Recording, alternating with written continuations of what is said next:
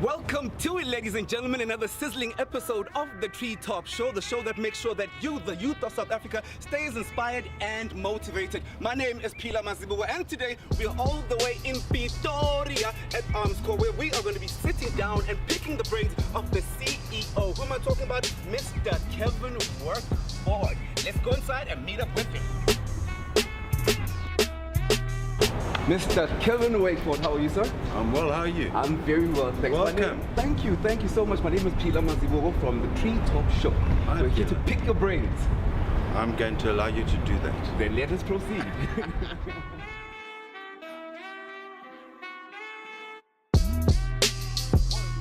I am the product of Africa. I think we are happy, we dance, we sing. It's a spirit that says no matter how bad a storm is, You don't have to be the best, you have to be dangerous. Think about what is the best way to build something important. If you're not having fun doing it, you don't really love it, you're going to give up. Mr. Kevin Wakeford, thank you so much for allowing us into your luxurious office, sir. It's only a pleasure, you always work. I'll be back, definitely. If you say I'm always welcome, I'll definitely will be back. Now, Mr. Wakeford, tell me who Kevin Wakeford is before Kevin Wakeford became the CEO of Armscor. Kevin Wakeford was born in the Eastern Cape, in Port Elizabeth. Spent most of my youth in the Eastern Cape. So you're Ted? Kangling. Kangling. Yeah, Kangling. Okay. Then I, in the Eastern Cape, spent a lot of time at boarding school because my parents got divorced when I was very young. We weren't living in luxury. We had a fairly tough time because when families are broken up, there's no money to go around. Yeah. I went to boarding school to Grey in Port Elizabeth, then to Graham College in Grahamstown, the home of Cheeky Watson, and then to Muir College, and then from there to the University of Port Elizabeth. Studied politics and ended up finishing my honours, and then went on to the Institute for a Democratic Alternative for South Africa. Worked under the leadership of Van Zyl Slabbert and a few other leaders. Then ended up with the consultative business movement and engaged with the liberation movements in the later 80s, early 90s around issues of economic policy, and then ended up in industry for a while, then headed up the Port Elizabeth Chamber of Commerce and Industry, and then moved on to the South African Chamber of Business, and then blew the whistle on the Rand, and then was exorcised. And then went eventually into consulting, did some work in the Eastern Cape with the Eastern Cape Premier, with the National Minister of Home Affairs at the time, with a big project turnaround for Home Affairs. What exactly did you do there? A turnaround on essentially IDs and passports. They were, ordinary people were waiting for months to just receive a simple ID book or a passport. So we looked at how one can shorten the process but keep it secure and efficient. And that was a very exciting project. It went from 2007 to 2009.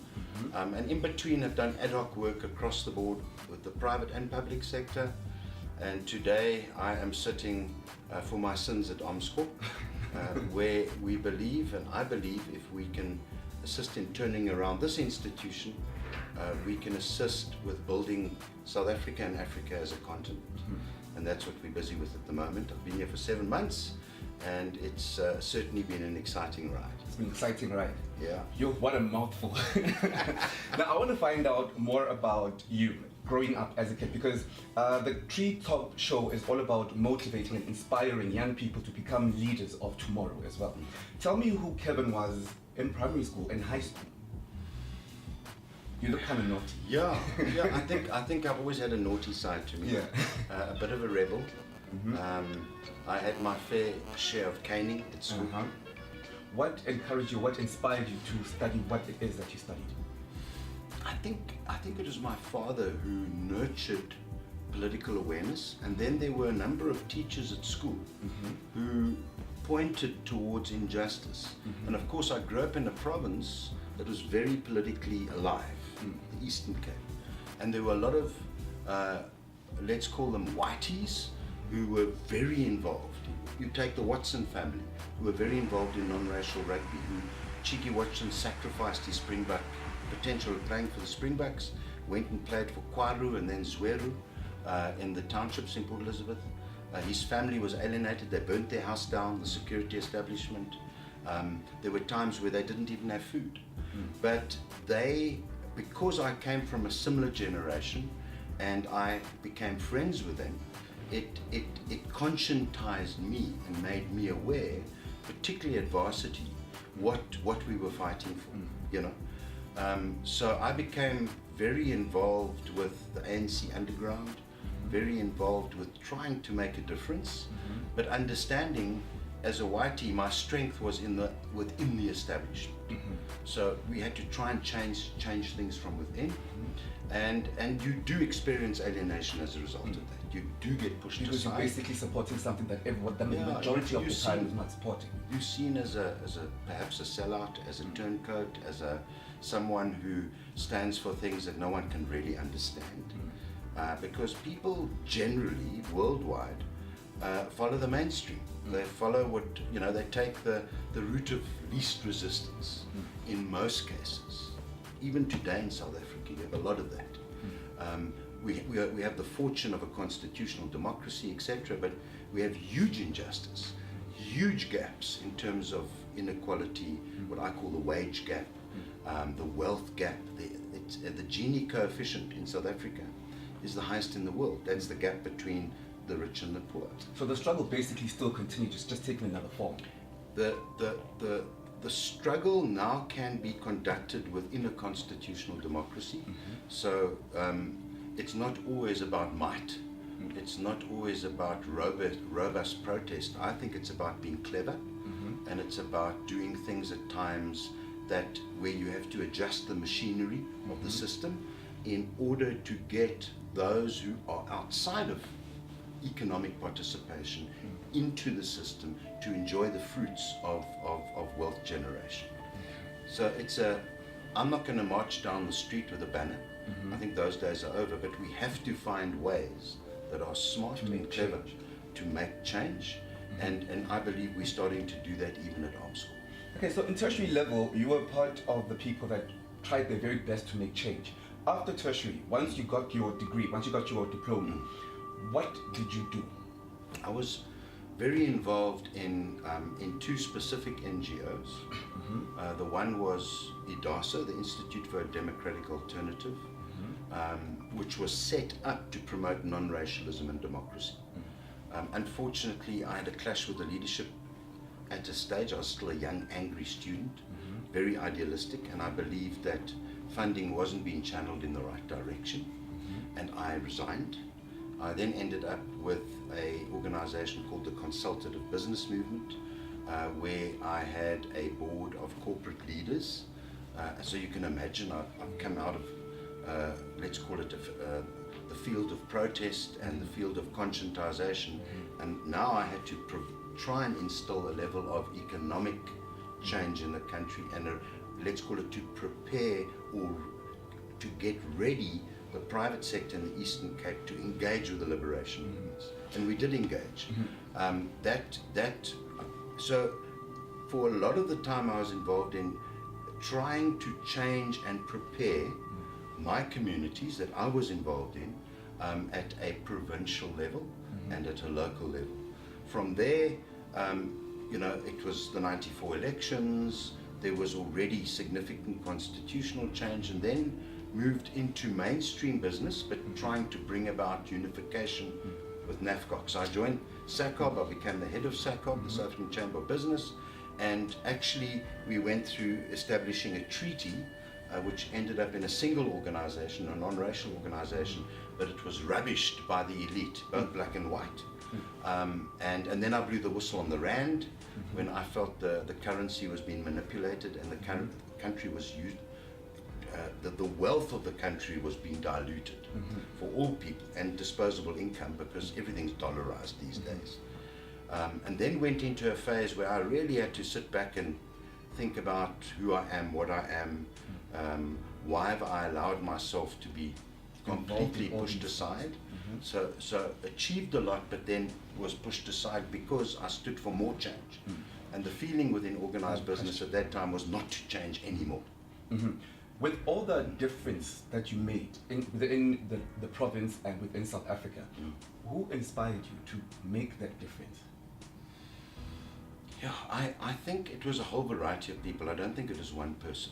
I think it was firstly my involvement with ANC activists like the Watson family, who were, they were recruited by Chris Hani in '76. So I was still a youngster then. '76, I was 14. So I only came to that 10 years later, in '86. Even religious leaders, perhaps people that you wouldn't know, but who were very active at the time within the, let's call it the church movement. People like Dr. Brian Jennings, who was very involved in the Methodist Church, who's passed away since then. And then engaging with people across the spectrum through IDASA, through CBM, just meeting people who were, let's call it ideological giants. I even had the opportunity of meeting Madiba. I met John Gamomo of Kasatu. I met a whole series of people at different phases in my life who had an impact, on who I was. Ray, as we called him, Raymond Klaba, who was an activist in the '60s and then went to Robben Island as well.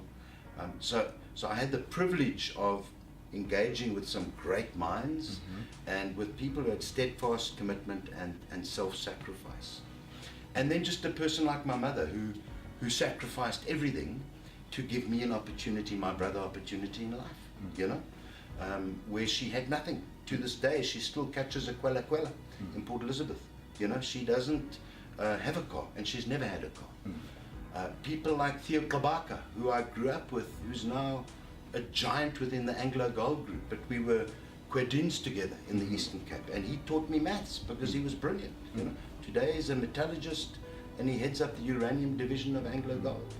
All these people had an impact. His mother, Frances Kabaka, who in a sense was our household, but who became a mother to me, because my mother had to work before I went to school. People like that all conscientize you and frame the window through which you look at the world.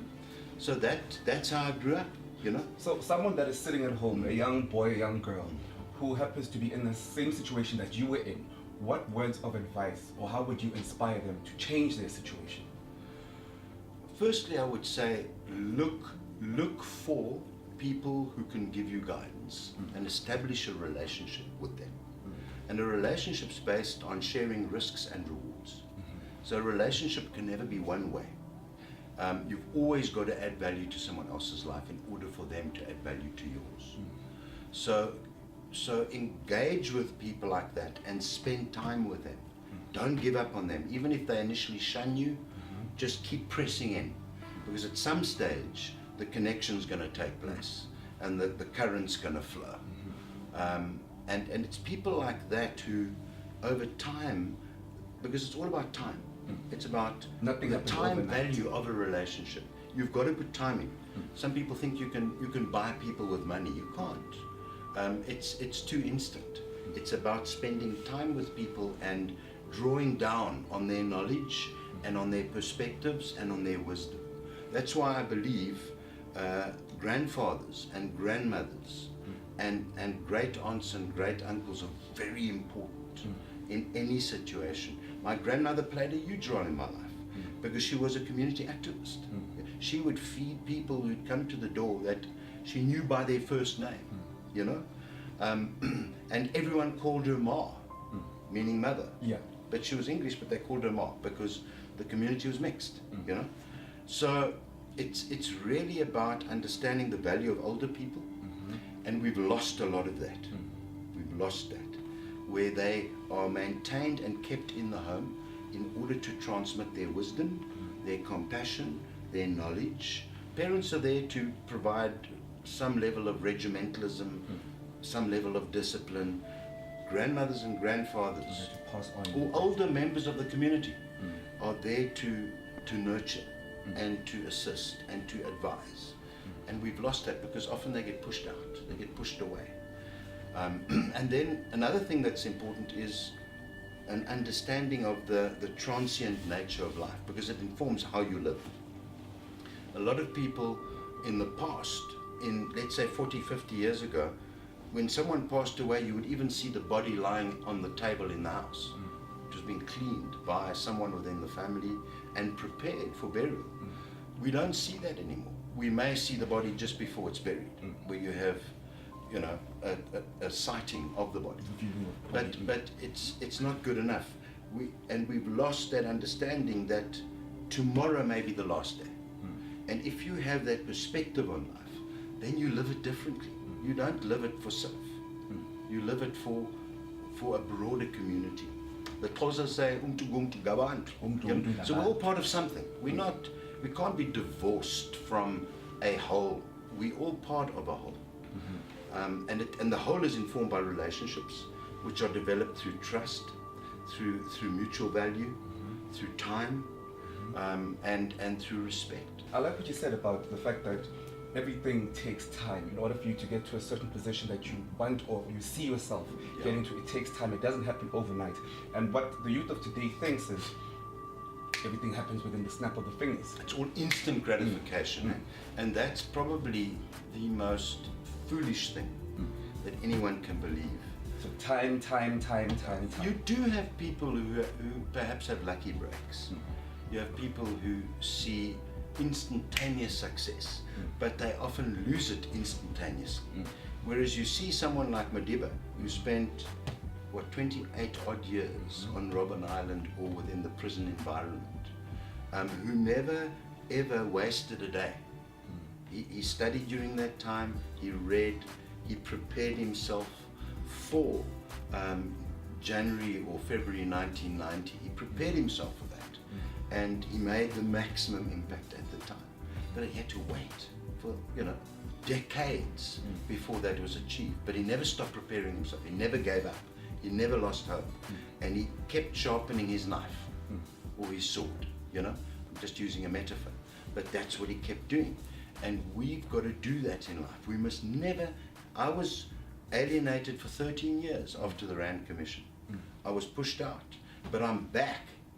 And it's because I never gave up. I never allowed the system to discourage me. You sharpened your knife. Yeah, I kept sharpening my knife. I sat on boards. I even sat on the board of cancer in order to make a contribution to the health sector.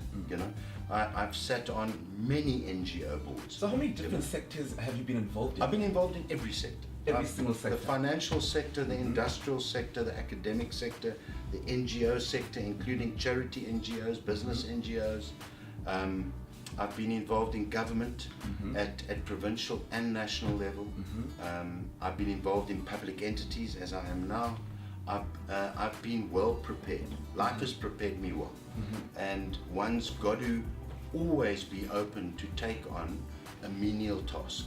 So I've often been in a junior type environment where I'm junior and there's someone leading and I've supported that person. You can't always want to fly the flag and stand on the podium. Now let's talk about the position that you play in the team of Armscor, the CEO. What exactly are your duties here? Armscor is the acquisition agency for the Department of Defense and other security agencies. So from time to time, we would acquire for the Navy, for the Air Force, for Special Forces, for the Army. We'd also acquire, I'm talking military equipment mainly, so from cannons through to missiles, through to bombs, through to ships, frigates, patrol boats, submarines, aircraft. Basically national security. Yeah, we do acquisition for that. And in the acquisition team, we have engineers, scientists, we have accountants, advocates, we have cost accountants. So we have people who understand, and project managers, of course, very important. And we've got some of the top young black scientists as well as engineers in the country. And we have a bursary system that's just growing that capability in South Africa. That's on the one hand. Then we do R&D for the Defence Force, research and development, where we develop new technologies, cutting edge, electronic warfare, unmanned aircraft, drones. We put research into radar systems, radio systems, command and control, the establishment of new armor plating, body vests for the police, whatever it might be. We do research throughout the value chain, and then we feed that research into the defense industry, and then they industrialize it. So we've got some unbelievable researchers as well, and then we support industry, and we help to transform industry. So we're saying to industry, we can play a huge role in Africa. If you look at the role of our forces in peacekeeping as an example, the dividend, I call it the peace dividend, coming back out of Africa as a result of our defense force, in other words our partner, their involvement in African peacekeeping. People think we are a tool of war, the defense. We're not a tool of war.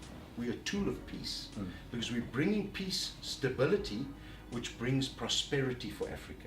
And we can prove through economic data via the Reserve Bank that our exports, for instance, to certain areas where our peacekeepers have been, are growing massively. They're sitting at close to 80 billion now. So South African exports into Africa. And you can take the countries you've been in, and you can see the GDP, the curve is like this. Whenever there's a peacekeeping force, there's stability, security of tenure, the private sector have more certainty, they start investing, they start trading, and you normalize business relations. So the vision is, over time, to establish a strong, prosperous continent through proper peacekeeping, or peace building as some people call it, and then to build our export sector as well, which is massive now. Shoprite Checkers is every capital in Africa now, because they've got confidence to be there. Even Nando's.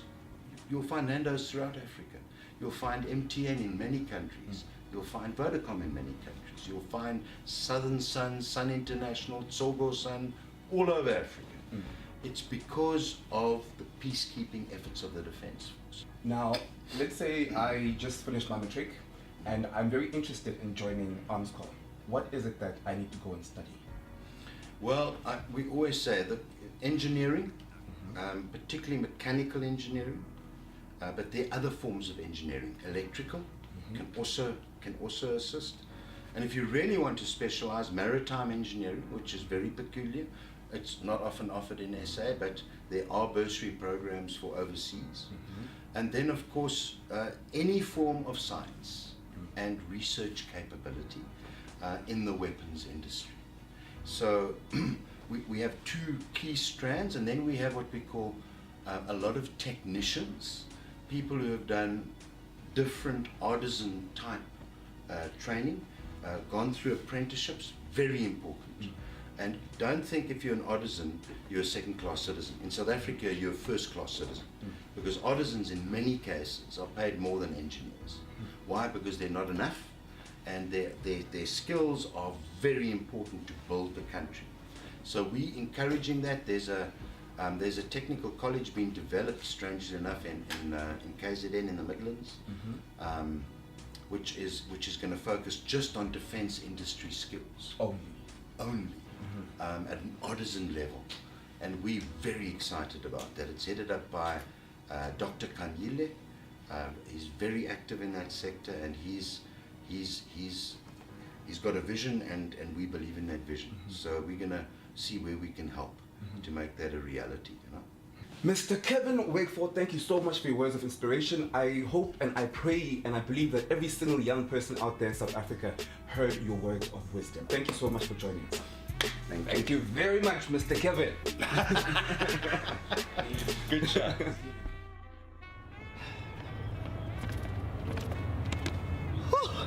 Well, there you have it, boys and girls, ladies and gentlemen. I hope you got motivated and inspired to be the leader that you were destined to be for tomorrow. Thank you so much to the CEO of Armscor. Join us next time on the Treetop Show, where we inspire you to be the leader some more. My name is Pila Mazibuko. Do join us next time. I'm out. Peace.